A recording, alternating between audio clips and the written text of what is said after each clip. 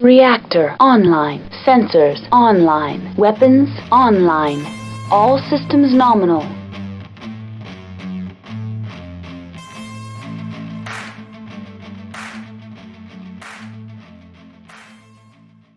Hello everyone, Carrie here with Unicorn Company, and today I want to talk about an event I went to this past weekend, the Battle for the Bay. This is an event that was put on by the Maryland Battletech Brigade at Games and Stuff in Glen Burnie, Maryland. They ended up with 42 players out of around a projected 50, I believe it was, and the event was an absolute blast to attend.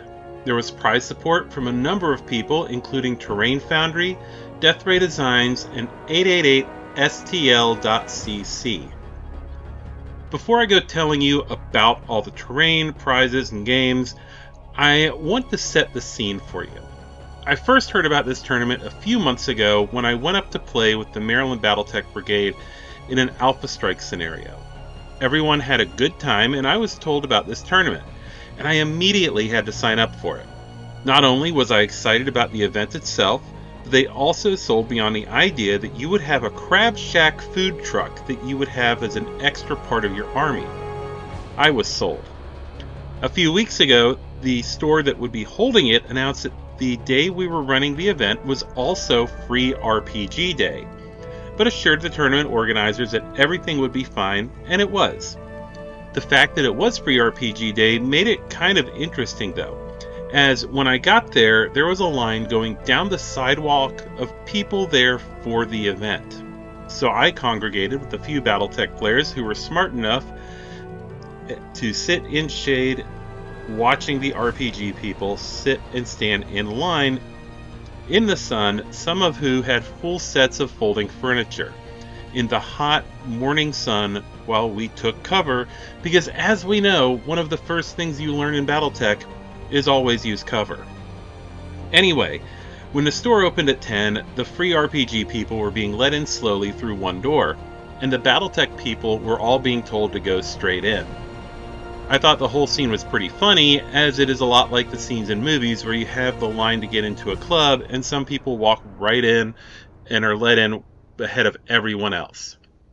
So once I got registered, I paid the entrance fee and would be setting off on an adventure that would take the entire day. After introductions and ogling some prize support, such as these massive units from 888STL, there is a charger here for scale, by the way. After everyone had a chance to get settled in, and if they needed one, grab a Crab Shack of their own, we started the tournament. The event was 3 rounds long, with 3 2-hour rounds, an hour for lunch after round 1, and of course the time needed between rounds to get everyone moved and tally scores for the next round.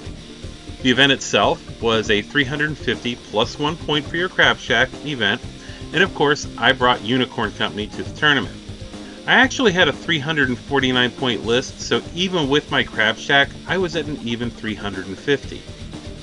You were also allowed 10 points for battlefield support, as onboard artillery wasn't allowed, and so I brought 2 long toms, as this seemed to be an interesting thing to do and was a bit thematic with my force and the background that I had set up for it. The force was themed as part of Operation Sickle that had been dispatched north of Hilton Head to the Baltimore area as a holding action to bottle up Word of Blake forces and various infiltration units. The background of my army also included a slight jab at the whole theme, as some would say that Maryland is a cult. I mean, have you seen their flag? I'm getting off topic though, and I don't want to poke them too much, lest they come down here to steam me and cover me in Old Bay. So where was I? Oh yes, I had, as part of the mission briefing for Unicorn Company, which came with my list, that I was there to dispense life-saving Virginia crabs to counteract the effect of the Maryland crabs.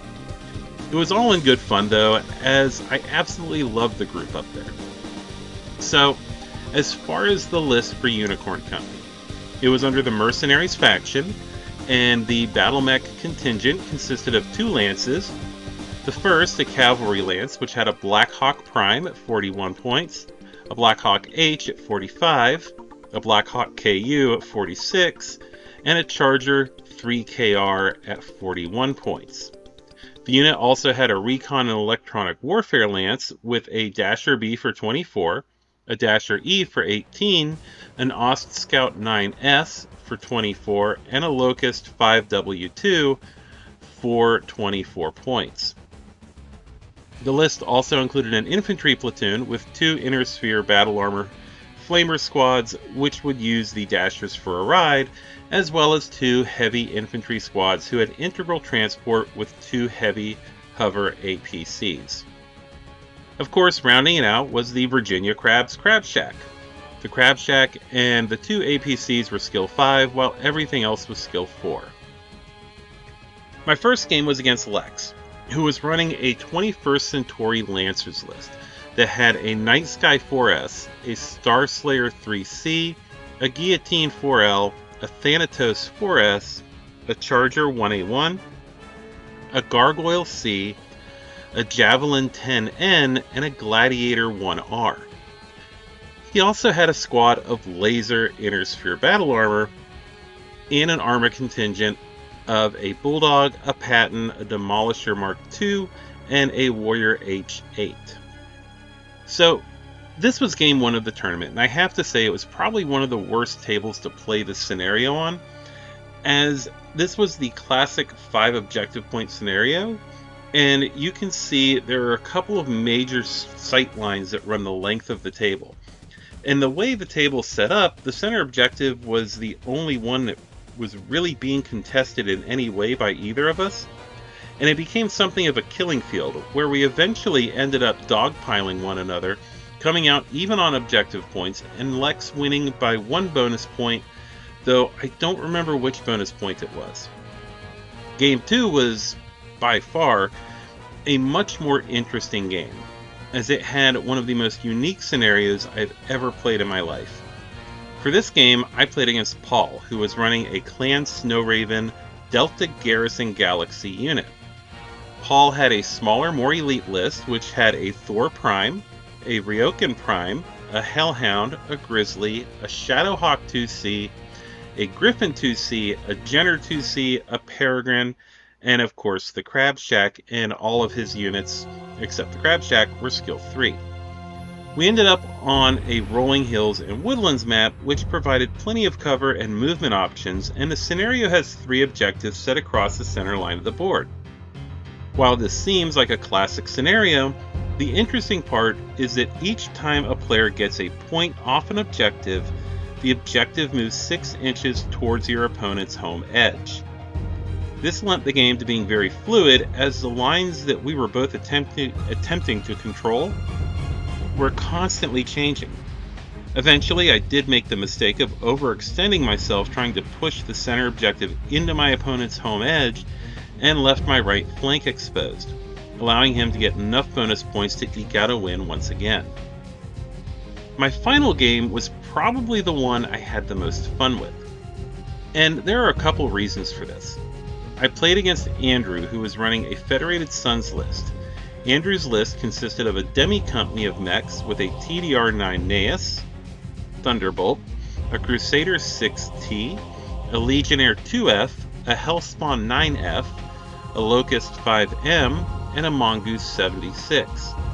The mechs were supported by a pair of 3053 upgrade on-toss tanks, and a platoon of infantry with 2 FedCom LRM mechanized hover platoons and 2 FedCom energy rifle mechanized hover platoons, and of course, a Crab Shack.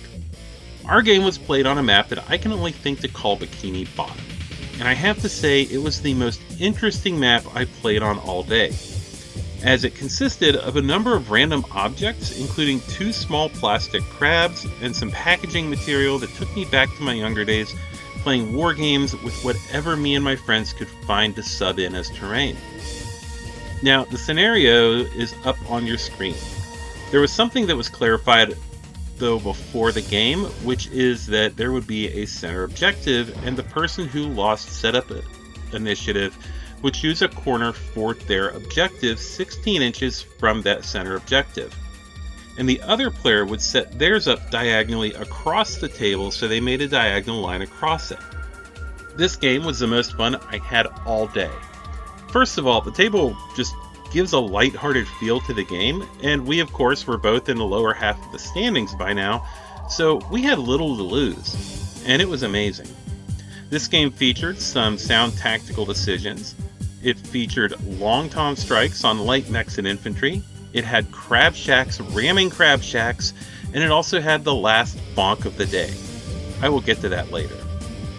This game pitted two cavalry-style forces against one another, and had a fun, fluid feel to it as mechs, vehicles, and infantry moved about the table, and I was eventually able to pull out my first win of the day. So overall, I finished in the lower third of the standings. I had a really good time though. But there are some other very interesting takeaways, as well as some other things that happened through the day. First of all, I got this incredibly fun glitter truck from Magnum Danger, who had brought the Pink Pony Club Hell's Horses and had brought a ton of the trucks. And also let me know that you can have up to 50 pounds of glitter and get through TSA. I must resist the intrusive thoughts that come with running Western Assault again next year. Next, Jason Hanso was there and helped to judge the painted minis and was hanging out in general. Jason is an awesome person, and I usually see him a few times a year at different events, and I want to eventually play some Alphastrike against him. I think it would be pretty fun. I also talked with Aaron Cahill at the event, and he brought a completely Gothic force. And seeing the Marauder and King Crab, I feel like I absolutely need them. The Marauder, per Aaron, is slightly larger, which was done intentionally. And the King Crab has an upper torso that looks more like that of an actual crab, and it looks amazing. In fact, his entire force looked awesome, and I really liked most of what I saw, except the Firestarter. I'm not a fan of the Firestarter Gothic sculpt. We talked about a few things, and as part of the prize support, he brought one of the Presenter Marshall editions of the BattleTech Universe book. Aside from all the fun I had and all the people I met from the Maryland Battletech Brigade, there were a few takeaways. So, first of all, I want to talk about what I mentioned before, the bonk. So I don't normally run mechs with the melee ability, and melee plus TSM on something that moves 12 inches as an assault mech is absolutely bonkers, because I'm literally running around hitting things for 6 damage, 7 if I can get in the rear, and it's a single dice roll. And I think I definitely killed 2 mechs with the bonk. So that charger was really fun to play. Okay, so let's get into the things that I really wasn't the most happy about as far as the games themselves. And this isn't with any of my opponents or anything like that, or the tables. Those were all awesome. It has more to do with the rules and stuff like that. First is the whole objective bonus thing. This is something that I first started running into at Southern Assault, and I'm not the biggest fan of this concept. I understand having a special objective for the Crab Shack, which had its own special damage mitigation rules. Oftentimes, though, the bonus objectives are either partially or completely disconnected from the actual objectives of the game or the theme of the event. The one running objective that was consistent through the tournament was getting your Crab Shack to possess the center objective, which I think does make sense. With that being said, I want to take a quick look at the bonus objectives which didn't make sense to me in the games. Game 1, +1 if your unit ends its turn in your opponent's deployment zone. This is just an odd one, which I think would be more fitting to have as a unit end a turn in scoring range of one of your opponent's home objectives, as all the other bonuses in this game theme in some way with the objectives in the game. This is probably the best out of the ones I think needed tweaking or removed. Round 2, if one of your units attempts a death from above attack, regardless of success, you get extra points. This one, well, it punishes players who may not have the ability to jump. Other than that, it really doesn't seem to fit in with the theme of the round, while all the others do. And I think that this just doesn't fit. Round 3, this one, I think the wording for the death from above one would have fit better, as it had a +2 if making a successful charge attack against an enemy unit in scoring range of the objective. I think this one just needs a tweak, which involves a tiny bit of the one from round 2 and should be a successful charge or DFA against the unit in scoring range of an objective. Aside from that, there wasn't anything else I would look at tweaking. There are some things I really liked that they did include in the scenarios. First, in round 1, with the 5 objective game, after you held an objective for a turn, you are able to secure it and move on to another one. This is pretty awesome, as you can move forces away at the risk of your opponent might be able to move a fast unit up to threaten that objective, which I think adds some flexibility to the game. I think this is worth stealing for Western and Eastern Assault, maybe even giving it some kind of self-defense capability. The next thing I really liked was the moving targets in the second scenario. I like the fact that it added a new level of complexity into the game, as it does create a scenario where the battlefield becomes incredibly fluid, and I really like that. I think a fun twist on this might be to have 2 objectives instead of 3, which are each 2 inches large, so essentially a small scatter template, and they move based on a scatter when a player scores them. And if they go off the table, they respawn at their original location, which I think would create a fluidity in the game you don't usually see with objectives which don't move. I also think it was very interesting how they handled resolving contested objectives, which I think is something worth looking at, as it gives units with some special abilities which are underutilized in most games. When an objective is contested, you add up the weight class of all units to determine control. Units with recon, probe, or mobile headquarters count as 1 weight class higher, which allows a special ability that you're getting charged for to have more usefulness than it normally or ever would. I would probably rephrase it to units with probe, recon, mobile headquarters, and lack any C3 special abilities, as this would give forces a somewhat of an edge and boost in points efficiency if they are both part of a C3 network and gained a bonus for mobile headquarters. They're getting a double whammy use out of that special. And this would include any of the C3 abilities, so C3, C3I, C3 boosted, all that stuff. But overall, I had an amazing time, and I want to thank everybody who made it possible. I also want to thank everyone who came out to play, the people who I got to play in games at the event. All of them made the day very memorable. Also, I want to give a special thanks to all my patrons. You help to make content like this possible. And I also want to thank my sponsor, Fortress Miniatures and Games. If you need anything for BattleTech, they have you covered with discounted prices, fast shipping, and amazing service. So check them out in the links in the description below. Until next time, Mech Warriors, stay safe out there, and viva la crab! I want to thank all of our patrons who help make this possible. First, at Captain, we have Sarah. And then our lieutenants, Boy in a Box, Gus, Haley, Nathan, and Will.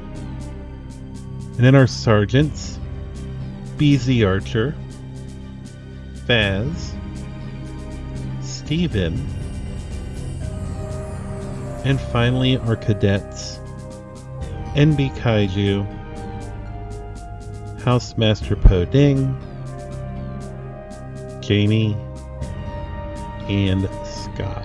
Thank you all so much for supporting the podcast and the channel. You all make this so possible. Also, I do want to mention once again our sponsor and mercenary liaison, FortressMiniaturesandGames.com.